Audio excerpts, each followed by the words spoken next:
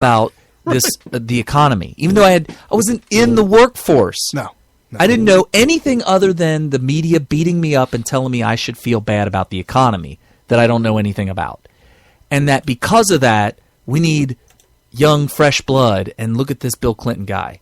And he doesn't have a chance because he's only polling in the 40s. Right. Well, guess what? 40-something was enough for him to be president. When it was announced that he was going to win because Perot siphoned off 15% of the conservative vote. What a nightmare. I went to school the next day floating on air because the media told me that I should be floating on air. Oh, wow. That's what they flat out said. Well, Mr. Carey, I'm telling you right now, you should be floating on air. And okay. And for everybody listening out there, float for a minute. Float for a minute. Float. Well, we're not there yet. No. But we... Okay, so we're really close to floating on it. We are, and we're touching on this this Hillary thing. Is just it's brutal because she's being exposed at every end. I've never seen her this exposed before. Whoa, that sounds pretty. Right, and people's eyes are just gushing with blood. Blood is shooting out of wherever. Yes, I mean. Every angle, there's all different, the documentary, Clinton Cash, also the book, Clinton Cash. Dinesh D'Souza is coming out again with another documentary about Hillary. The intranet, all the interwebber workeries, we're all connected. We're connected more now than ever. And all the latest instant information, news. I mean, we're getting the news from each other. Right. I'm on Twitter enough. You got to follow me. I mean, I can't even keep up with some of the people that I follow, but I'm definitely extremely active. I'm probably putting up about close to 50 to 100 posts a day. And we're getting all of our information from each other. And that could be for better or for worse, because sometimes somebody might say something that sounds good or sounds like news, and it turns out there's a little bit of detail that's wrong. That gets propagated really far before people start to realize, oh, that isn't exactly accurate. So there may be some negatives about it, but the thing is our euphoria is coming from each other. Correct. As opposed to back in the late 80s, early 90s when the media was telling us whether or not to be euphoric or not. Correct. And you're listening to Smith Radio on the internet, on iHeartRadio, iTunes. We're all over Facebook. We're all over Twitter. Oh, and by the way, we have an awesome announcement. Oh. We broke through 10,000 Spreaker followers, which is a pretty big milestone. I know we don't give Spreaker enough credit. That's because that's kind of the foundation of what we're broadcasting from. I still can't get past the whole notion that it's misspelled. I know I hate that name too, but whatever. The person selling speaker.com wants $1 million. So this guy's like, I'll just misspell speaker. We'll just throw another R in there. Spreaker. Right. It's not like it means anything. They literally just threw a letter in there. When we first did this years ago, I went to the Google and asked it to define the word Spreaker. No, there's no such word. Right. No, right. such word. Well, I had to try. I wasn't sure. So, but I got something on Hillary. Oh, Newt Gingrich came out and he's tense about this whole New York Times trying to sell it for Hillary. And he was on Fox News, and this is what he had to say about this whole thing with Hillary and the New York Times. Well, first of all, Bill Clinton is fair game for a lot of different reasons. He's out campaigning every day. He was president of the United States. And the fact is that it relates directly to some of his wife's issues. But there's a deeper point about the New York Times. If you had a Republican candidate who had broken the law as many times as Hillary has. Okay, just pause right there for a minute. Soak that in. A Republican. Say Hillary's a Republican. If you had a Republican candidate who had the kind of scandals they have at the Clinton Foundation, who has the kind of national security scandals that are getting to be more and more apparent every day, there'd be demands by the New York Times that they step down and get out of the race.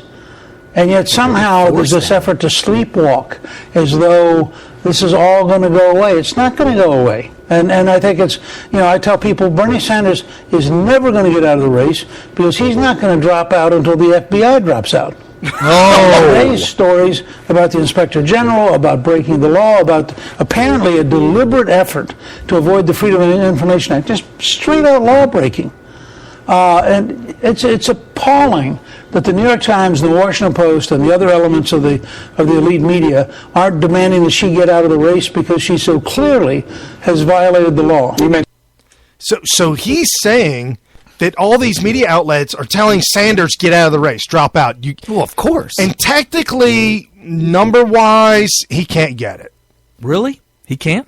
Well, I mean, he would have to win more out of California than is humanly possible, right? Right, because they're going to wind up splitting California. Yeah, it's not a winner-take-all proposition, and I don't think any of them are, right? So Not for him to anymore. catch up, I mean, did you hear about him demanding a recount in Kentucky?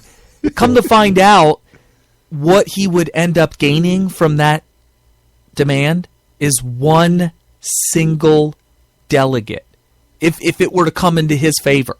If it went from him losing to him winning, because it's proportional, he wins An extra delegate. one delegate that he didn't have before.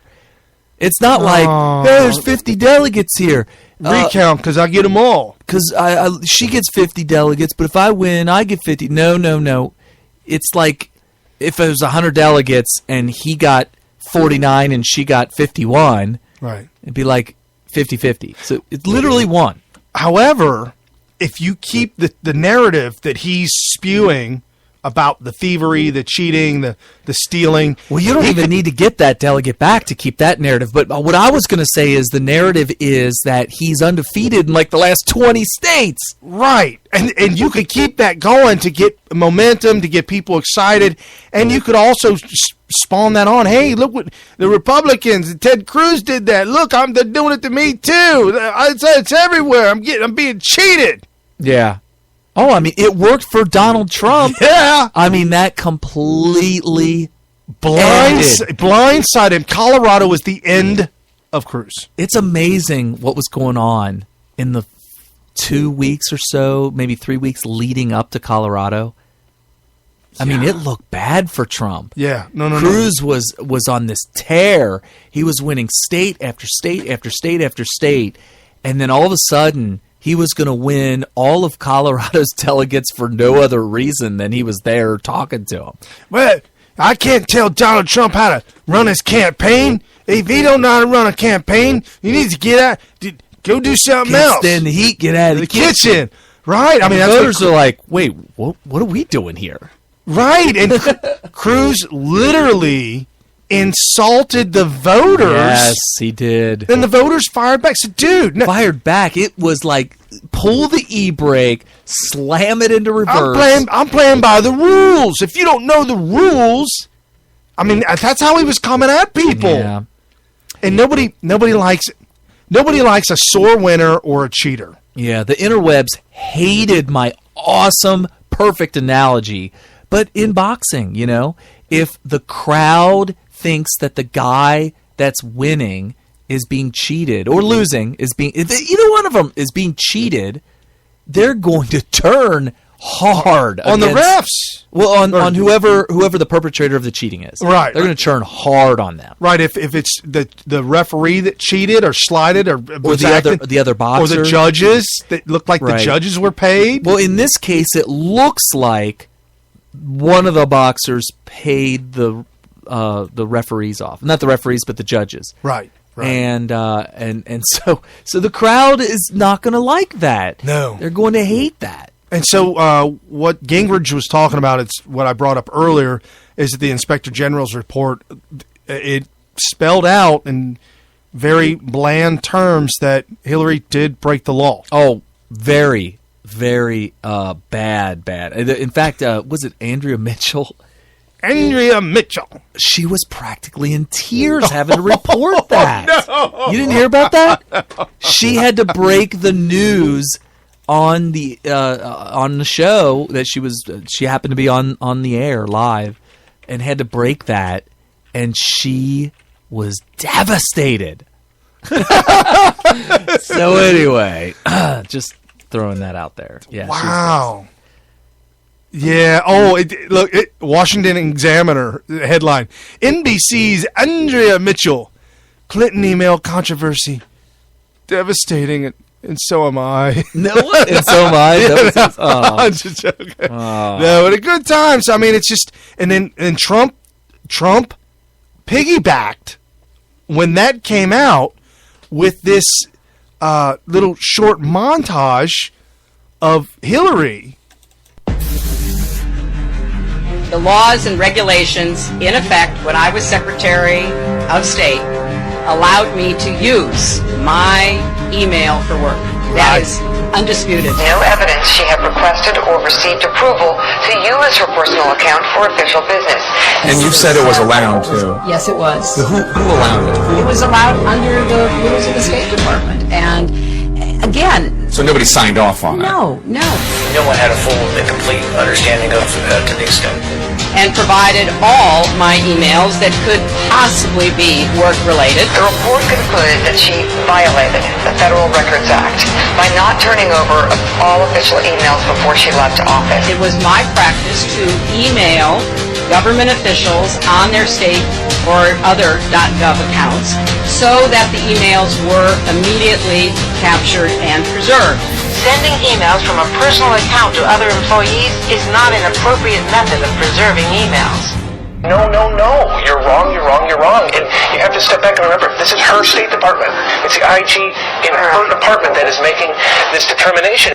Oh, wow. That's not good. No, not good at all. And then that was a for Trump campaign there at the end. But So her argument is, her latest argument is that previous secretaries of states have also done this. so Colin Powell did it. Yeah, and Condoleezza Rice and all that. So the question is, what is your take on that? Okay. Let's say that Is they it- hold on. did very similar to what she did. Okay. Well, O.J. Simpson killed somebody and he got off for it, so I can't go kill somebody and say, hey, my glove don't fit. You must have quit. You can't use that twice in a row. It's wrong to begin with. And you know what? I think it was Hannity. Hannity said, well, yeah, sure, but they're not running for president. But I don't like that. I don't like that excuse. I don't like that yeah, excuse that is either. really bad. Because what that's pretty much saying is as long as you're not running for president, you pretty much do what you what want. it's saying is you're right. What you did really isn't that bad. But now that you're running for president, I'm going to make it sound like it's bad when it's really not. That's what it sounds like. Yeah. But that's not what we're talking about. No. What she did sends other lower-ranking people to jail. Yes. And there's a double standard that she gets away with this. Now, question is, if previous secretaries of state have also behaved in this manner, what's the take on it? My personal take is this. Previous secretaries of state were operating in a world where this type of digital way of doing things, the internet, if you will, was in its infancy. There may not have even been a perception of a danger of things being intercepted back then. Maybe, maybe not. I'd like to find out. Was it really a big fear back then? Now that we're smarter and we know, and there's also smarter hackers. You know, when the internet first came out, you know, you heard about hackers and stuff like that, but it almost seemed like science fiction. Right. And I'm not sure to what extent the military or the CIA or whoever, FBI, would have known that this was a big threat as it is today. Today, it's like, and also, what were the standards back then? I think standards were being introduced over the years that are now established. Right. So back then, if these standards were just being developed, it would make sense that things in retrospect look like they were being violated, but maybe they weren't. Correct. I'm looking at some stuff right now, and I know I said Colin Powell just because I did, but I'm sorry. Are you even awake? I lost it. I know I just said Colin Powell because I did. So you're listening to Smith Radio, your host, Brian Smith and Carrie Smith, and we're live every Sunday night